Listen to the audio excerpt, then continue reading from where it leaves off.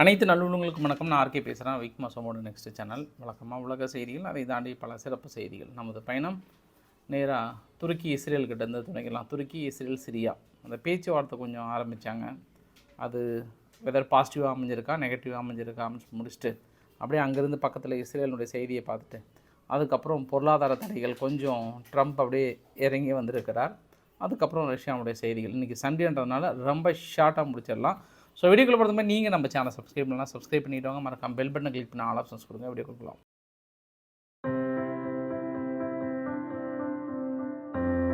பாக்குல அசர்பைஜானில் இருக்கக்கூடிய பாக்குல பேச்சுவார்த்தை. இந்த பக்கம் இஸ்ரேல், அந்த பக்கம் துருக்கி. பேச்சுவார்த்தையில் பெருசாக பாசிட்டிவான நியூஸ் எதுவுமே வரல.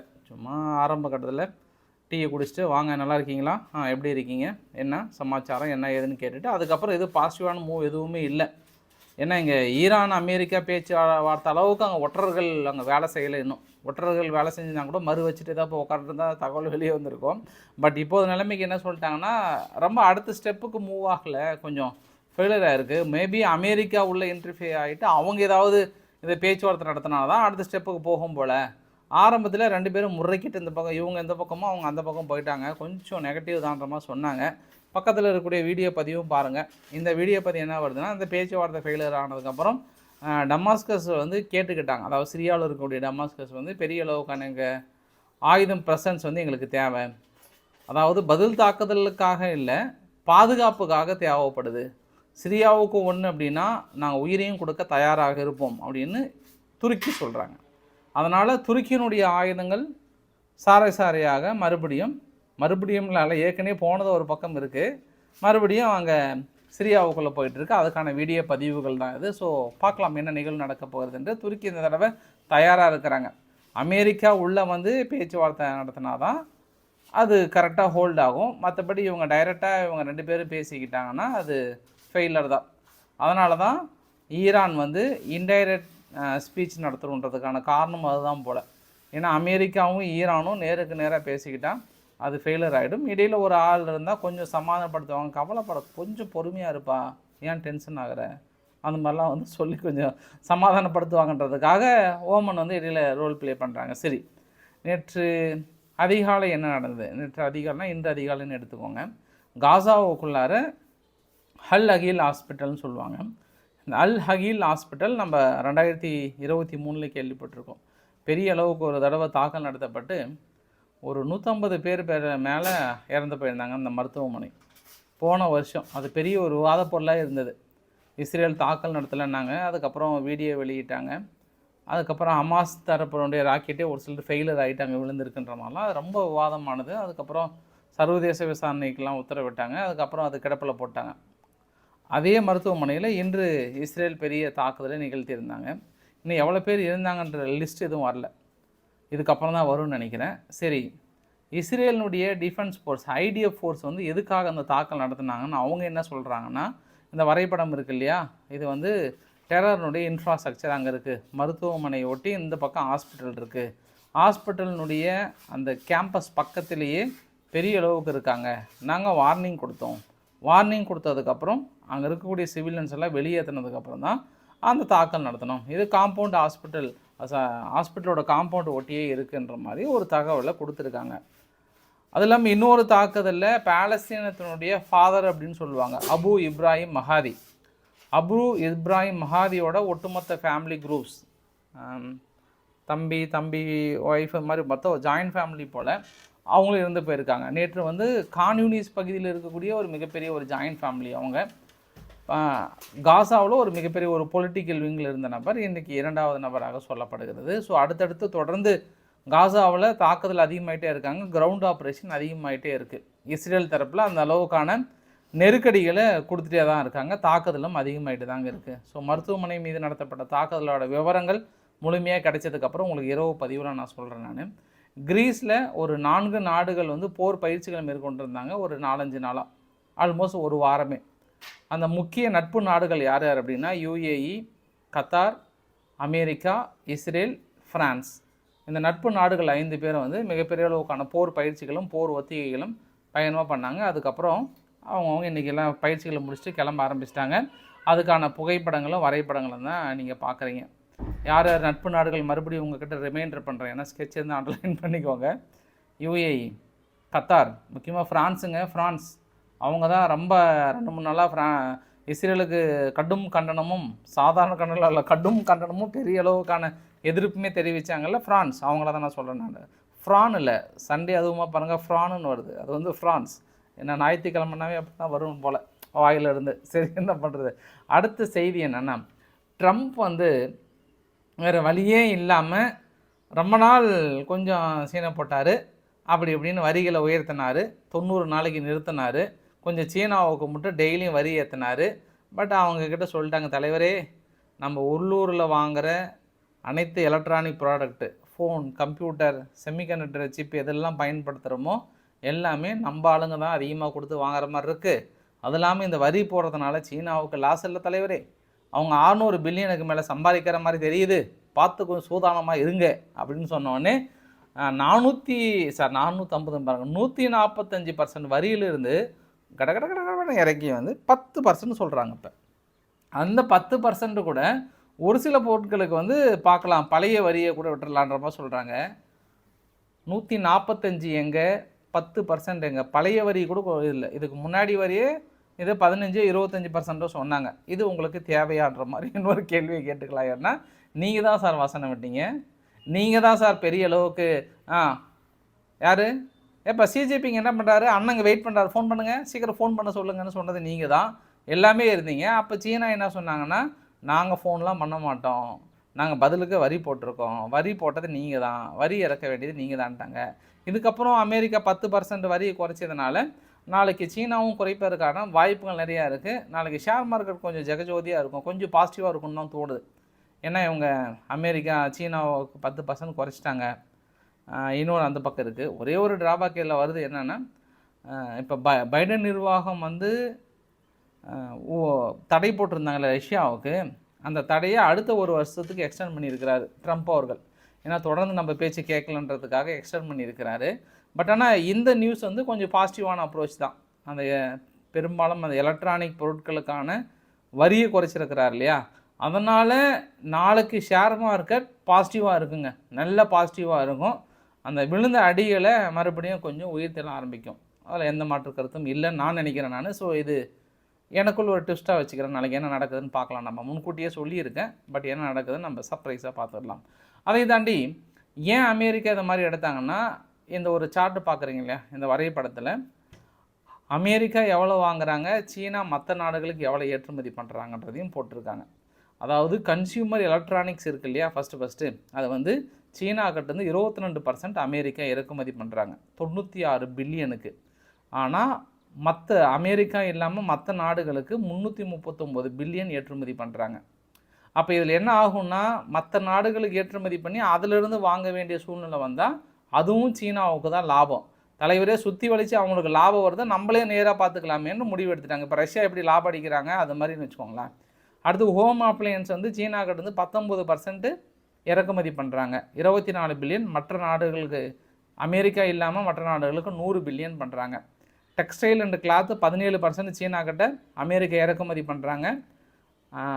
அதனுடைய மதிப்பு வந்து 68 பில்லியன். ஆனால் 336 பில்லியன் அளவுக்கு மற்ற நாடுகளுக்கு பண்ணுறாங்க. இதே மாதிரி எல்லா ப்ராடக்ட்டும் எடுத்துக்கிட்டோம் அப்படின்னா பெரும்பாலும் இவங்க சீனாக்கிட்ட வாங்கிட்டு இருக்காங்க. இதுக்கெல்லாம் நீங்கள் 145% வரி விதிச்சிங்க அப்படின்னா அது யாருக்கிட்ட போய் முடியும், யார் தலையில் விடியும், உங்கள் மக்கள் தலையில் தானே விடியும். அதனால் கொஞ்சம் சூதானம் ஆகிட்டார், கொஞ்சம் குறைத்திருக்கிறார். இருந்தாலும் இது நிரந்தரம் இல்லை, எப்போ இந்த வரியை ஏற்றுவார் அப்படின்னு தெரியல. ஸோ பார்க்கலாம், மனசு எப்போனாலும் திடீர்னு தூங்கி எழுந்திரிச்சு என்னப்பா இன்றைக்கி வரி போடலாமா, இதை கண்ணுக்கு ஒன்று கொஞ்சம் வரியாக தெரியுது, சுற்றி பார்க்குறோம்லாம், நம்ம வரி போடாமல் தான் நல்லா இருக்காது அப்படின்னு நினச்சி திடீர்னு காலையில் எழுந்து போட போகிறாரான்னு தெரியல. நான் இந்த செய்தியை சொல்லும்போது தனது கண்ணும் கண்டனத்துடன் இந்த செய்தியை ஆரம்பிக்கலான்னு இருக்கேன். ஏன்னா நம்ம தரப்புலையும் ஒரு கண்டனத்தை தெரிவிச்சிடலாம். என்ன நினச்சிருக்கீங்க, யூகே எம்பியை பார்த்தா என்ன நினச்சிருக்கீங்க, எவ்வளோ பெரிய ஆள் அவங்க. கடந்த ஒரு 2 வாரத்திற்கு முன்பு அங்கே இஸ்ரேல் என்னென்னா 2 எம்பி காலு கீழே இறங்க விடலை, ஃப்ளைட்லேருந்து வந்தாங்க, அப்படியே இறங்கி உள்ளே அட்லீஸ்ட் எப்போ தண்ணி கூட கொடுக்கல, அப்படியே திரும்பி போங்க.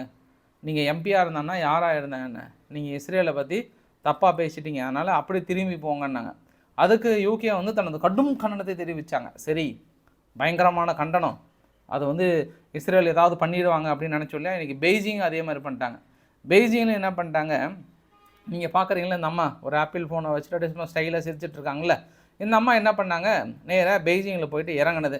65 வயசு பாவம் இவங்களுக்கும். இவங்களை என்ன பண்ணிட்டாங்க, இறங்கினவுடனே காலடி கூட வைக்கல. நிறுத்த நீங்கள் தானே சீனாவை பற்றி மனித உரிமைகள் மீறுறாங்க, ஆச்சா போச்சா நிறையா சொன்னீங்க, கிளம்புங்க திரும்பி கிளம்பு, ஏப்பா அந்த அம்மாவை பேக் பண்ணுங்கள் திரும்பி அப்படின்னு சொல்லிட்டாங்க. இப்போ சீனா தரப்புலையும் என்ன நியாயம் சொல்லுங்கள்? இல்லை உங்களுக்கு யூகே எம்பியை பார்த்தா என்ன நினச்சிட்டு இருக்கீங்க, இஸ்ரேலும் தடுத்து நிறுத்து திருப்பி அனுப்புகிறீங்க, அங்கே பெய்ஜிங்கு திருப்பி அனுப்புகிறீங்க, இன்னும் ரஷ்யாவெல்லாம் கிளம்புனாவே கைது பண்ணிவிடுவாங்க. இந்தியா மட்டும் தான் இப்போதைக்கு அவங்களுக்கு சேஃபாக இருக்கும் நினைக்கிறாரு. இது எங்கே போனாலும் பெரிய டேஞ்சராக இருக்க போல். இதுக்கு என்ன கண்டனம் வரப்போதோ என்ன ஆக போதோ தெரியல. சீனா இனி தாங்குமா, இனி யூகே விடம் அப்படின்னு நம்ம பொறுத்திருந்து பார்க்கலாம். இவங்க கொடுக்குற கண்டனத்தில் கண்ணை குத்தி இந்த பக்கம் எடுத்து போடுறாங்களா என்னன்னு தெரியல. சரி, அடுத்து மிகப்பெரிய நிகழ்வு என்னென்னா, நம்ம ரஷ்யா கிட்ட போயிடலாம். ரஷ்யானுடைய பெல்க்ரோத் பகுதியில் ஆரன்பர்க் அப்படின்ற ஒரு எலக்ட்ரிக்கல் சப்ஸ்டான்ஸ் சொல்லுவாங்க, அந்த இடத்துல திடீர்னு தீப்பற்றி இருக்குது. பெரிய ஒரு நிகழ்வு இது. ட்ரோன் தாக்குதல்னு சொல்கிறாங்க. உக்ரைன் தரப்புலேருந்து கிளைம் பண்ணல, ஒருவேளை அங்கே ஆளை வச்சு ஏதாவது பண்ணிட்டாங்களா என்னான்னு தெரியல. ஆனால் இந்த சம்பவம் நடந்திருக்கு.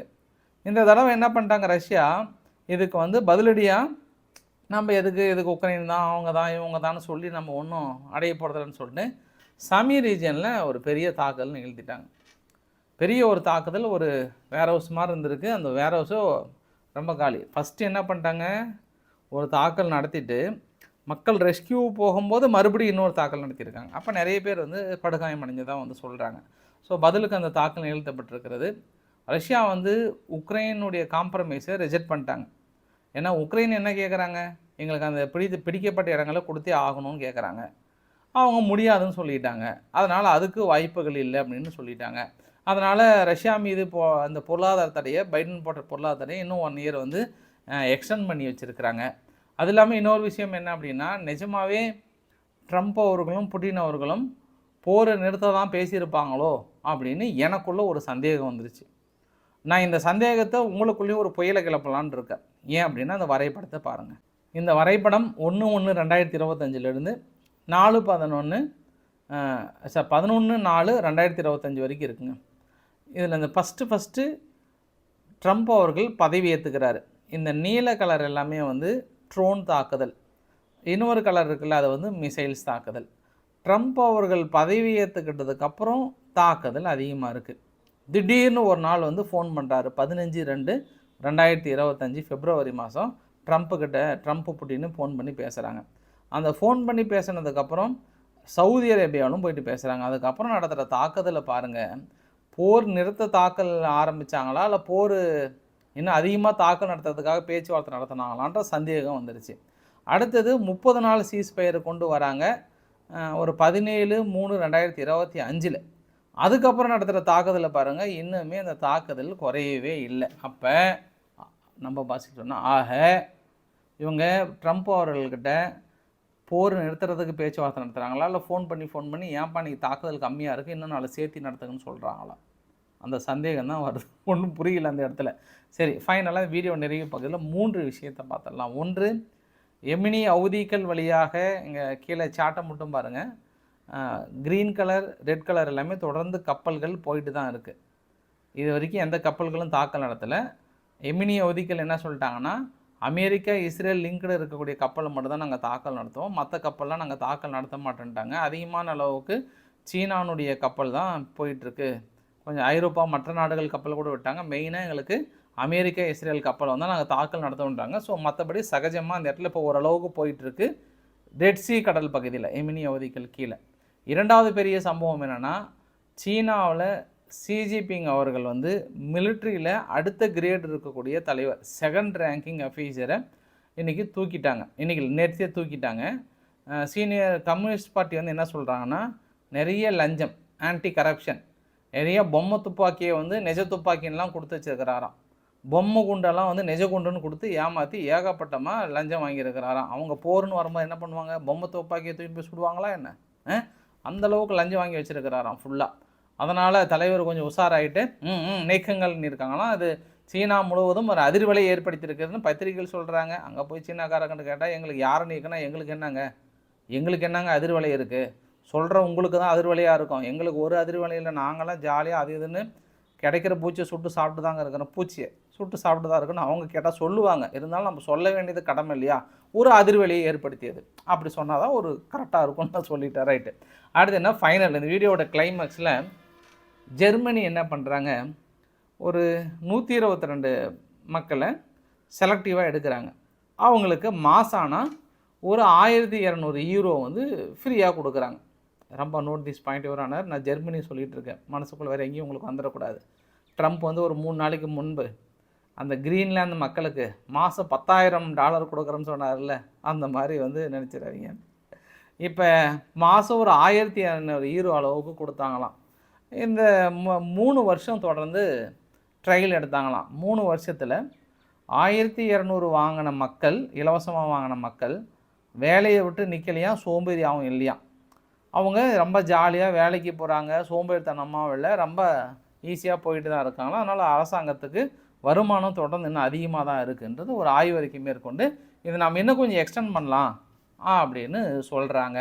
சரி, ஓகே, ரொம்ப கரெக்டு தான். அப்போ இலவசத்தை கொடுத்தா ஒன்றும் மக்கள் சோம்பேறி ஆகலை, வேலை செய்கிறாங்கன்ற கான்செப்டை ஜெர்மனி வராங்க. அதே இலவசத்தை கொடுத்தா அரசாங்கமே எப்படி திரும்பி வாங்கிக்கலாம் அப்படின்னு உங்களுக்கு ஐடியா பத்தலைன்னா இங்கே வாங்க, இங்கே வந்து கேளுங்க. அந்த ஐடியா ₹1 கூட வேறு எங்கேயோ மிஸ் ஆகாமல் மறுபடியும் அரசாங்கத்துக்கே எப்படி கரெக்டாக வாங்குறதுன்ற ஐடியாவும் வாங்க, இங்கே தெரிஞ்சுக்கோங்க. எங்ககிட்ட எல்லா ஐடியாவும் இங்கே இருக்குது. வாங்க ஜெர்மனி, வாங்க, உங்களை அன்புடன் வரவேற்கப்படுகிறது. ஸோ இந்த தகவலை முடிச்சுக்கலாம்னு நினைக்கிறேன். பிடிச்சிருந்தால் லைக் பண்ணுங்கள், ஃப்ரெண்ட்ஸை ஷேர் பண்ணுங்கள், சப்ஸ்கிரைப் பண்ணுங்கள். ரவிக்குமார் சேனல். நன்றி, வணக்கம்.